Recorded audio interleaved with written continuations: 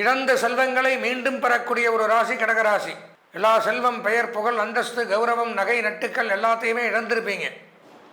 அதெல்லாமே திருப்பி கொடுக்கக்கூடிய ஒரு நேரம். வட்டி முதலமாக திருப்பி வரும். 2ஆம் இடத்தில் இருக்கக்கூடிய கேது 3க்கு போயிடுவார். அதுவும் நன்மை. பலவிதமான துன்பம், துயரம், தங்க மேல இருந்த பழிச்சொல், அவமானங்கள், அபவாதங்கள், வீண் பழி இதெல்லாம் விலகக்கூடிய ஒரு நேரம் வந்தாச்சு. 6ஆம் இடத்துல சூரியன், புதன், செவ்வாய், சுக்கிரன் இருந்து வந்த கடன் தொல்லைகள் விலகும். மருத்துவ செலவுகள் விலகும். கணவன் மனைவிக்குள்ள அந்யோன்யங்கள் ஏற்படும். இன்பச் சுற்றுலாக்கள் செல்லலாம். முழுமையாக உங்களுடைய சொந்த ஜாதகத்தை 9 கிரகங்களையும் ஆராய்ந்து பார்த்து கொண்டு தெரிஞ்சுருந்தீங்கன்னா அதில் ஏதாவது பரிகாரங்கள் இருந்தாலும் அதை பண்ணிட்டு அதிலிருந்து அன்றோடு வெளியில் வந்துட்டோம்னால் வாழ்நாள் முழுவதும் இந்த 9 கிரகங்களும் நமக்கு எப்போவுமே இடையூறுகள் செய்யாது, நமக்கு சாதகமாக இருக்கும். இதுதான் மெயின் பாயிண்ட். ஹரஹர நம பார்வதி பதஜே, ஹரஹர மகாதேவ. தென்னாடுடைய சிவனே போற்றி, எந்நாட்டவர்க்கும் இறைவா போற்றி. உலகலாம் உணர்ந்து ஓதற்கரியவன், நிலவுலாவிய நீர்மலி வேணியன், அழகில் ஜோதியன் அம்பலத்தாடுவான், மலர் சிலம்படி வாழ்த்தி வணங்குவான். எல்லாம் வல்ல உமையொருபாகன் பார்வதி பரமேஸ்வரனுடைய பெருங்கருணையினாலே, லக்ஷ்மி நாராயண பெருமானுடைய பெருங்கருணையினாலும் நமது பூலோகத்திலே அன்றாட வாழ்க்கையிலே பல ஜீவராசிகள் இறைவனால் படைக்கப்பட்டு அன்றாட வாழ்விலே பல கஷ்டங்களும், பல சந்தோஷங்களும், பல துன்பங்களும், பல நன்மைகளும், பல தீமைகளையும் அனுபவித்து கொண்டு வருகிறோம். அந்த வகையில் ஒவ்வொரு தினங்களும் ஒவ்வொரு சூரிய உதயமுமே நமக்கு பார்த்தோம்னா ஒரு புதிதாகத்தான் இருக்கும் அன்றைய விடிவு. இப்போ அன்றைய விடிவு தினம் நமக்கு நன்மையை தருமா அப்படின்னு ஆவலோடு இரவு படுக்கும்போது கஷ்டமாவது படுக்கிறோம். இன்றைய விடியல் பொழுது நமக்கு நன்னா இருக்கணும் அப்படின்னு பகவானை பிரார்த்தனை பண்ணிட்டு தான் அன்றைக்கு தினத்தை எல்லாருமே துவங்குறோம். உங்களோட கலந்துக்கு வந்திருக்கிறது யாரு நான் அப்படின்னு பார்த்தீங்கன்னா, எங்களுடைய டிவோட்டினேஷன் தமிழ் தொலைக்காட்சி நேயர்களுக்காக டிவோட்டினேஷன் தமிழ் தொலைக்காட்சியின் வாயிலாக உங்களுடைய ஜோதிட ஆச்சாரியர், ஜோதிட குரு சிவஸ்ரீ டி சரவணமாணிக்க சிவாச்சாரியர், முதல்வர் காஞ்சி காமகோடி பீடம் வேதசிவ ஆகம குருகுலம், சங்கரமடம், காஞ்சிபுரம். அலைபேசி 9860598370 9865098370. அடியனுடைய பணிவான வணக்கத்தை முதல்ல தெரிவிச்சுக்கிறேன்.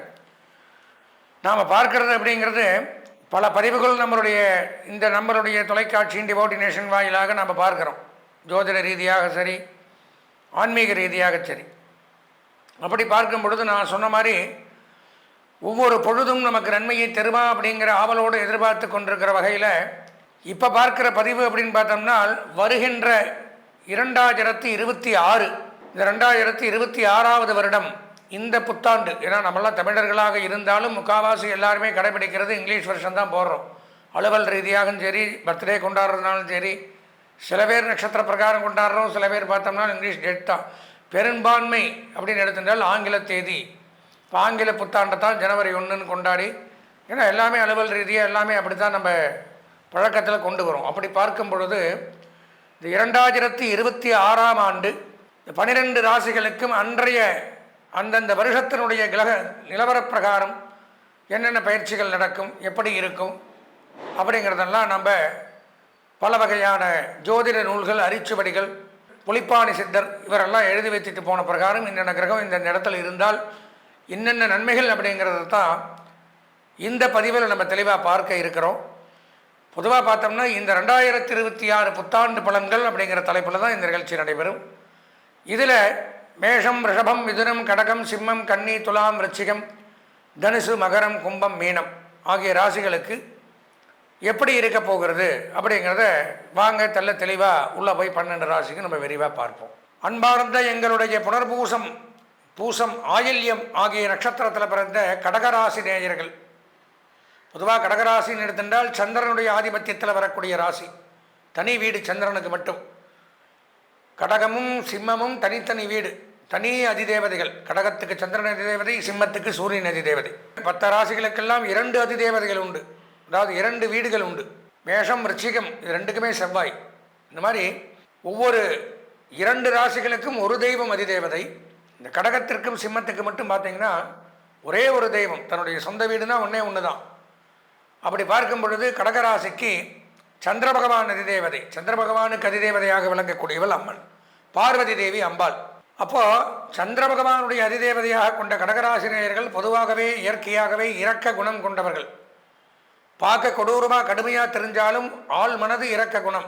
அவன் அடிச்சுட்டு கொடுத்துருவான்டா அப்படின்னு சொல்லுவாங்க. அடிக்கும்போது அடிப்பான், அப்புறம் அவனே வந்து சாரி கேட்டு இந்தாடா அப்படின்னு கொடுப்பான்.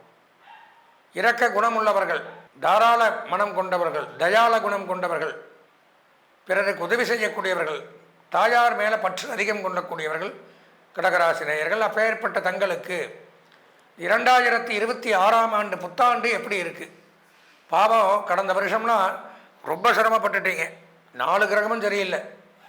சனி அஷ்டமச்சனி, குரு 12 விரயம், இந்த மாதிரி ராகு கேது ஜென்மத்துக்கு வந்துடுவார், இப்போ 2ஆம் இடத்துல இருக்கார். ராகு 7ல் கணவன் மனைவிக்குள்ள பிரச்சனை. இப்படியெல்லாம் பலவிதமான குழப்பங்களும் உடல்நல ரீதியாக, மனநல ரீதியாக, குடும்ப ரீதியாக பாதிப்புக்கு உள்ளானவர்கள் கடகராசினியர்கள். பெயர்பட்ட தங்களுக்கு 2026ஆம் ஆண்டு ஆரம்பத்திலேயே மிகச் சிறப்பானதொரு யோகத்தை கொடுக்குறார். குரு பகவான் 12ல் வக்கரகதியில் இருக்கார். அப்புறம் ஜென்ம குருவாக வருவார். வர்றதுக்கு முன்னாடி நல்லது பண்ணிட்டு வந்துடுவார். வந்தால் பிரச்சனை, வர்றதுக்கு முன்னாடி நல்லது பண்ணிட்டோம்னா வரும்போது பிரச்சனை இருக்காது. அந்த மாதிரி இழந்த செல்வங்களை மீண்டும் பெறக்கூடிய ஒரு ராசி கடகராசி.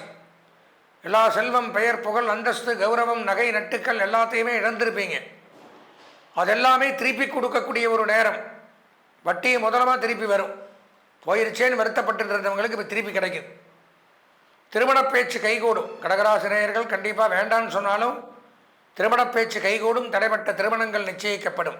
வாகன போக்குவரத்து துறையில் பணியாற்றக்கூடியவர்களுக்கு மிகச்சிறப்பு.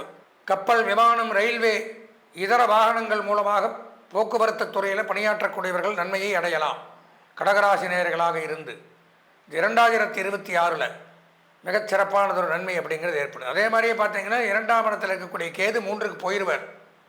அதுவும் நன்மை. பலவிதமான துன்பம், துயரம், தங்க மேல் இருந்த பழிச்சொல், அவமானங்கள், அபவாதங்கள், வீண் பழி இதெல்லாம் விலகக்கூடிய ஒரு நேரம் வந்தாச்சு. நன்மைகள் சற்று கூடுதலாக உண்டாகும். உடன் பிறந்தவர்கள் மூலம் நன்மைகள் ஏற்படும். தானாக தேடி வந்து உதவி செய்வார்கள். பிரிந்து சென்ற சகோதரர்கள் நன்மையை கொடுப்பார்கள். குடும்பத்தில் இருந்து வந்த தேவையில்லாத குழப்பங்கள் விலகும். அதாவது ஒரு 4 பேர் இருக்குன்னா 4 பேருக்குள்ளேயுமே நேரில் பார்த்துன்னா ஒன்றும் பேசிக்க மாட்டோம். தனித்தனியாக சிந்திக்கும் பொழுது அவன் அப்படி பண்ணியிருப்பானா, இவன் இப்படி பண்ணியிருப்பானா, அவன் மறைக்கிறானா, இதை நம்மள்கிட்ட இப்படி ஒரு குணங்களோடு ஒரு குடும்பத்துக்குள்ளேயே ஒரு அப்படி போயின்னு இருக்கும்.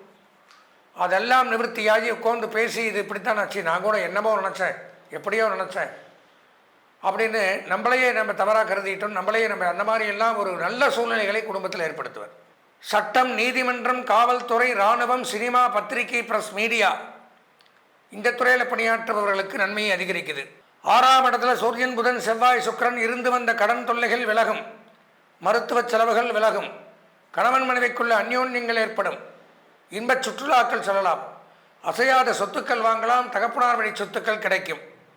அதே மாதிரியே பார்த்தீங்கன்னா பொதுப்பணித்துறை, குடிநீர் வடிகால் வாரியம், நீர்நிலைகள், மீன்வளத்துறை, கடல் சார்ந்த தொழில்கள், பொதுவாக ஜலம் சம்பந்தமாக தண்ணீர் சம்பந்தமான என்ன தொழிலில் இருந்தாலும், தண்ணீர்னா வாட்டர், அந்த துறையில் எதில் இருந்தாலும் அவர்களுக்கு இந்த ஆண்டு சிறப்பாக இருக்கும். கடகராசினியர்களுக்கு புதுசாக தொழில் துவங்கினாலும் அந்த மாதிரி ஒரு வாட்டர் ரிலேட்டடாக ஒரு தொழில் துவங்கினீங்கன்னா இந்த ஆண்டு மிகச்சிறப்பாக இருக்கும். நன்மைகள் அதிகரிக்கும். 8ஆம் இடத்துல சனி, ராகு மிகச்சிறப்பு. வெளியூர் பிரயாணம், வெளிநாட்டு பிரயாணங்கள் நன்மையை தரும். உடல் உபாதைகள் குறையும். நண்பர்கள் மூலம் நன்மைகள் நடக்கும். நம்ம கூட இருக்கிற நண்பர்கள் நமக்கு நன்மையை செய்வார்கள். நமக்கு நல்ல பேரை வாங்கி கொடுப்பாங்க. வெளிநாட்டில் பணியாற்றக்கூடியவர்களுக்கு அங்கே பதவி உயர்வு, சம்பள உயர்வு, பாராட்டுக்கள் எல்லாம் குவிந்த வண்ணம் இருக்கும். வெளிநாட்டில் இருந்து இங்கே பணம் அனுப்பிச்சு நாம் இங்கே சாப்பிட்டுன்னு இருக்கோம்னா அதுவும் அபரிமிதமாக அதிகப்படியான ஒரு வருவாய் கிடைக்கும். உடல் நலம், நரம்பு ரீதியான, தலை ரீதியான, தோல் ரீதியான பிரச்சனைகள் விலகும். பொதுவாக கடகராசி அப்படின்னு பார்த்துட்டோமேயானால் இந்த 2026ஆம் ஆண்டு பலன்களில் கடந்த ஆண்டு தாங்கள் பட்ட கஷ்டத்திலிருந்து விடுவிக்கப்பட்டு மிகச்சிறப்பானதொரு 90% நன்மைகளை அடைகிறீர்கள். கல்வி பயிலக்கூடிய மாணவர்கள் 95% நன்மைகள், கலைத்துறை, அரசியல்வாதிகள், பெண்களுக்கு 90% நன்மைகள், சுயதொழில், உத்தியோகம், வியாபாரம், விவசாயம் செய்பவர்களுக்கு 100% நன்மைகளும் ஏற்படுது. இருந்தும் சொந்த ஜாதகம் ஒருக்கா பார்த்துன்னா இன்னும் தெளிவாக தெரியும். இப்படி தான் இருக்கும், இந்த டைமில் இந்த மாதத்தில் இதை செய்யலாங்கிறத தெரிஞ்சுக்கலாம். இந்த வருடம் தங்களுக்கு அதிர்ஷ்டமான வண்ணம் பிங்க் அப்படின்னு சொல்லக்கூடிய ரோஸ் கலர். அனுகூலமான திசை மேற்கு. அதிர்ஷ்டமான் எண் 2, வணங்க வேண்டிய தெய்வம் பார்வதி தேவி. அன்பார்ந்த நேயர்களே, நாம் இதுவரைக்கும் பொதுவாக கோச்சார ரீதியான கிரகங்களை வைத்து நான் முதல்ல சொல்லியிருக்கேன். கோ அப்படின்னா கிரகங்கள், சாரம் அப்படின்னா பயிற்சியாகுதல். அப்போ இந்த 9, அதாவது கோள்களின் சாரம் கோச்சாரம்னு சொல்லுவாங்க. கோள்கள் சாரம்னா ஒரு இடத்த விட்டு இன்னொரு இடத்துக்கு போகிறது. நாமெல்லாம் எப்படி ஒரே இடத்துல உட்காந்துருக்க முடியாது. நான் உட்காந்துருக்கேன்னா இங்கேயே 24 மணி நேரம் உட்கார முடியாது. அங்கேயும் இங்கேயும் அலையிற மாதிரி கிரகங்களும் ஒரே ராசியிலேயே ஒரே இடத்துலையே ஒரே வீட்டிலே இருக்காது. வீடுன்னு சொல்லக்கூடியது தான் ராசிகளைத்தான் வீடுன்னு சொல்லுவோம். நமக்கு வீடுங்கிற மாதிரி நம்ம கிரகங்களுக்கு வீடுன்னு சொல்லக்கூடியது இந்த 12 ராசிகள். ஒவ்வொரு கிரகத்துக்கு ஒவ்வொரு ராசி சொந்த வீடு. சொந்த வீடாக இருந்தாலும் அந்தந்த வீட்டிலே அந்தந்த கிரகங்கள் தங்காது. ஒரு ராசியை விட்டு மற்றொரு ராசிக்கு போயிண்டும் வந்துட்டும் இருக்கும். அதற்கு கால அவகாசங்கள் உண்டு. சூரியன்னா 1 மாத காலம், சந்திரன் 2.5 நாட்கள், செவ்வாய் புதன் சுக்கிரன் 1.5 மாதம், சனி பகவான் 2.5 ஆண்டுகள், ராகு கேது 1.5 வருஷம், குரு பகவான் 1 வருஷம். இப்படி பயிற்சியாகி கொண்டு இந்த 1 வருஷத்துக்குள்ளே இந்த குரு ராகு கேது இவாள்லாம் பயிற்சியாவா 2026க்குள்ளே. அதெல்லாம் வச்சு தான் நம்ம என்னென்ன கிரகங்கள் எங்கெங்கே பயிற்சியாகி நமக்கெல்லாம் என்னென்ன நன்மை தீமைகளை கொடுக்குது அப்படிங்கிறத ஜென்ரலாக பொதுவான பலன்களாக பார்த்துருக்கோம், காம்பவுண்டாக. அது போக அவரவர்களுக்கென்று ஒரு சொந்த ஜாதகம் இருக்கும். நாம் பிறந்த நேரத்தில் இப்போ ஒரு குழந்தை பிறக்குதுன்னா இந்த நேரம், இந்த நட்சத்திரம், இந்த ராசி, இந்த லக்னம், இதில் இப்போ என்ன 9 கிரகங்களும் இந்த டைமில் என்னென்ன கட்டத்தில் இருக்கோ அது இப்போ பிறக்கிற குழந்தைக்கு சொந்த ஜாதகமாக அமையும்.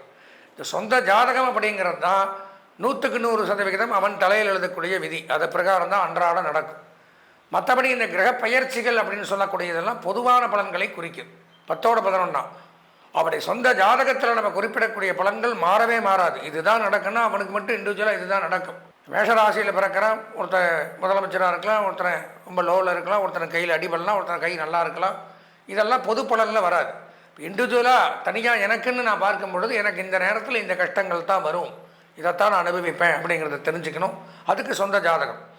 அப்போது நம்ம என்ன தான் இந்த புத்தாண்டு பலன்களை நான் தெளிவாக விரிவாக சொல்லியிருந்தாலும் எதற்கும் ஒரு முறை நமது நேயர்கள் தங்களுடைய சொந்த ஜாதகத்தை முழுமையாக பார்த்து தெரிஞ்சு இந்த வருஷத்தில் நம்ம இதெல்லாம் பண்ணக்கூடாது, இதை பண்ணலாம், இந்த நன்மைகள் இந்த நேரத்தில் இந்த காலகட்டத்தில் நமக்கு நடக்க போகுது, அந்த அரிய வாய்ப்பை நம்ம பயன்படுத்திக்கலாம் இப்படிங்கிறதெல்லாம் அதை வச்சு தான் இன்ன தசாபுத்திகள் நடக்குது, இன்ன லக்னம் நமக்கு, இன்ன கிரக நிலவரங்கள், இதெல்லாம் தெரிஞ்சுக்கணும். அப்படின்னா அவசியம் வாழ்க்கையில் ஒரு தடவை சொந்த ஜாதகத்தை பார்க்கணும். அதுக்கு நீங்கள் பண்ண வேண்டியது என்னென்னா, ஸ்க்ராலிங்கில் என்னுடைய நம்பரான 9865 9837 இந்த நம்பர் என்னுடைய நம்பர். இது வரும். இதற்கு உங்களுடைய ஜாதகத்தை அனுப்பிச்சி வச்சு முழுமையாக உங்களுடைய சொந்த ஜாதகத்தை 9 கிரகங்களையும் ஆராய்ந்து பார்த்து கொண்டு தெரிஞ்சுருந்தீங்கன்னா அதில் ஏதாவது பரிகாரங்கள் இருந்தாலும் அதை பண்ணிட்டு அதிலிருந்து அன்றோடு வெளியில் வந்துட்டோம்னால் வாழ்நாள் முழுவதும் இந்த 9 கிரகங்களும் நமக்கு எப்போவுமே இடையூறுகள் செய்யாது, நமக்கு சாதகமாக இருக்கும். இதுதான் மெயின் பாயிண்ட். அதில் ஏதாவது ஒரு சின்ன கரும்புள்ளி, சின்ன ஒரு தோஷம் இருந்தாலும் எந்த நல்லது வந்தாலும் நம்மளால் அதை அனுபவிக்க முடியாத ஒரு கஷ்டத்தில் இருந்துருப்போம். இது முக்கியமான கருத்து, தெரிஞ்சுக்கணும். அதனால் சொந்த ஜாதகத்தை ஒரு முறை பார்த்து உங்களுடைய ஜாதகத்தில் இருக்கக்கூடிய தோஷங்களை விலகி நீங்கள் எல்லாம் வாழ்வாங்கு வாழ வேண்டும் என்று இறைவனை பிரார்த்தித்து ஆசீர்வதித்து விடைபெறுகிறேன். நன்றி, வணக்கம்.